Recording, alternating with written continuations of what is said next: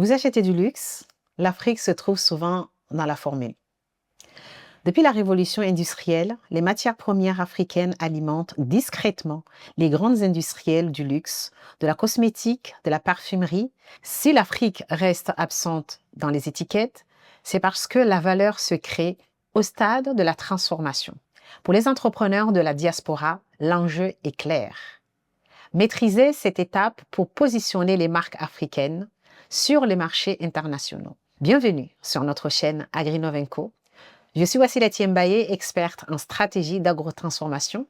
Sur cette chaîne, je vous guide pour transformer vos idées agricoles en entreprises croissantes grâce à des stratégies, outils, modèles et leviers de financement adaptés.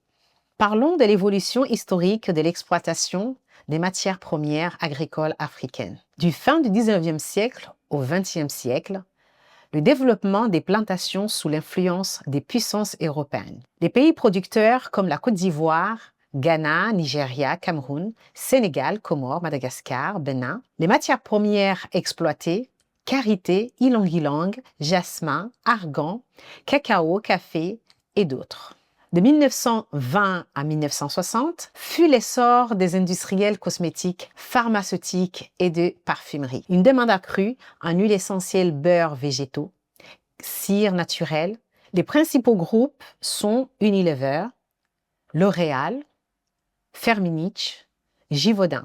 De 1960 à 1990, l'intégration des filières africaines dans les échanges mondiaux. L'Afrique est devenue pôle stratégique mondial des matières premières agricoles. Dès les années 80, l'Afrique de l'Ouest et du Centre sont devenus les hubs majeurs d'exportation des matières agricoles dans le monde. Les produits phares comme karité, baobab, cacao, café, fruits exotiques. Il y a aussi une forte demande liée à la croissance des secteurs cosmétiques et de la parfumerie. Ainsi, l'augmentation des commerces des huiles essentielles, beurres végétaux, cires naturelles. Prenez l'exemple. Des matières premières africaines se trouvent dans des grandes marques de luxe occidentales comme Chanel, la marque Prairie, mais aussi Céline Aaroni. Par exemple, la crème de Chanel, qui a une valeur à peu près de 600 €, c'est-à-dire quand même une crème qui a une grosse valeur ajoutée. On trouve de la karité qui vient de Burkina Faso, de Bénin, mais aussi de Ghana.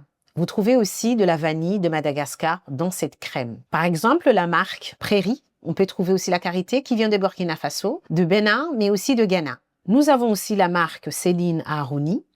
Nous trouvons de la karité qui vient du Nigeria, Mali, Togo, mais aussi de mimosa des pays tropicaux. Les matières premières d'Afrique servent aussi à la parfumerie de luxe occidentale. Comme le Chanel numéro 5, nous trouvons dedans de l'ylang-ylang des Comores, mais de la vanille aussi de Madagascar. Vous avez aussi la marque Poison de Dior, dans lequel on peut trouver aussi de la vanille de Madagascar. Et enfin, Guerlain utilise aussi les matières premières venant de l'océan Indien comme la vanille, mais aussi l'ylang-ylang des Comores. Alors pourquoi on ne parle pas de l'Afrique dans les produits finis? L'Afrique fournit l'essentiel des matières premières, ce qui les rend invisibles dans la transformation.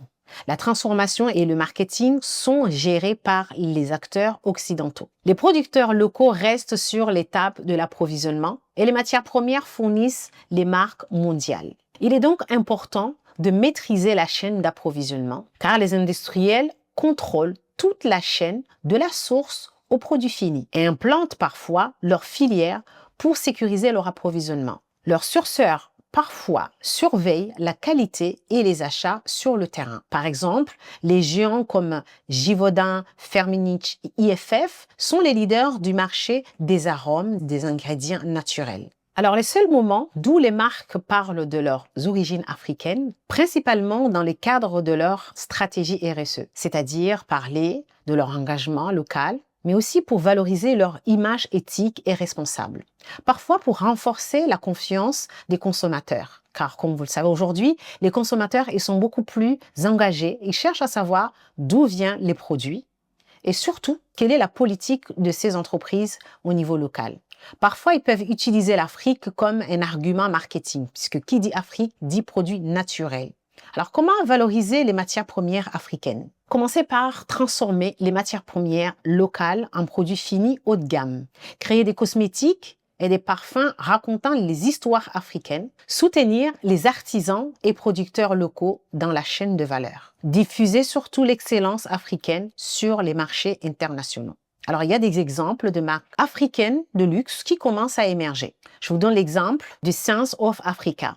C'est une marque ghanéenne de parfums inspirée des légendes locales. Il y a aussi la marque Lika Cosmétiques, née de Côte d'Ivoire. C'est un parfum durable à base d'ingrédients naturels. Il y a la marque Nota Bene de Côte d'Ivoire, senteur naturelle et authentique. Et enfin, la marque Nadrelli de Côte d'Ivoire, soins authentiques issus du terroir.